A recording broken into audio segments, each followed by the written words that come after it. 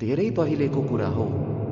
नेपालका पहाडी गाउँहरूमध्ये एउटा सानो गाउँ थियो जसलाई कालीटोल भनेर चिनिन्थ्यो।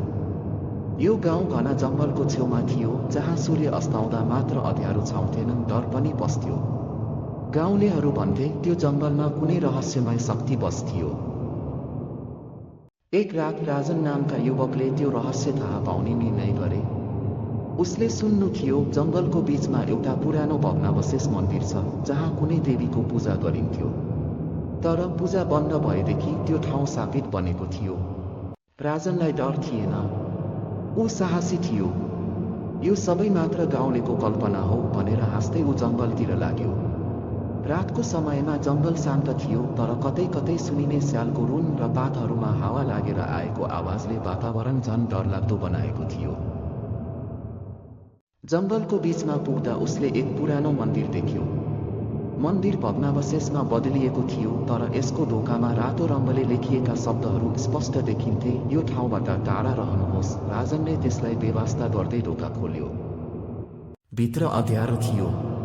भित्ताहरूमा अजीब चित्रहरू थिए, मान्छेका डराएका अनुहारहरू र रक्तपातका दृश्यहरू। अचानक चिसो हावा चल्यो। राजनको मुटु जोडले धड्किन थाल्यो। उसले पछाडि फर्केर हेर्दा ढोका आफै बन्द भइसकेको थियो।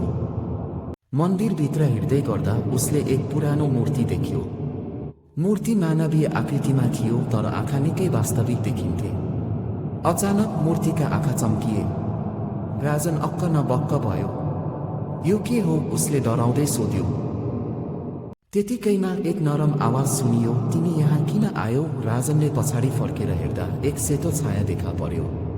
त्यो छाया एक महिला जस्तो देखिन्थ्यो, तर उसको अनुहार स्पष्ट थिएन। राजनले डराउँदै जवाफ दियो, म केवल सत्य पत्ता लगाउन आएको हुँ। महिलाको आवाज गहिरो हुँदै गयो, तिमीले मेरो शान्ति भङ्ग गर्यौ। अब तिमी यस जङ्गलको अंश बन्नुपर्छ। त्यसपछि के भयो राजनलाई थाहा भएन। अर्को दिन बिहान गाउँलेहरूले राजनलाई जङ्गलको छेउमा भेटे, तर ऊ बोल्न सक्दैनथ्यो। उसको अनुहार डरले उज्यालो थियो, आँखा खाली। त्यो दिनदेखि राजन कहिल्यै पुरानो अवस्थामा फर्केन। गाउँलेहरूले भने उसले भूतको श्राप भोगिरहेको थियो। जङ्गल भने अझै उस्तै रहस्यमय छ। अहिले पनि कसैले त्यो मन्दिरतर्फ जान आँट गर्दैन। के तिमी जान चाहन्छौ?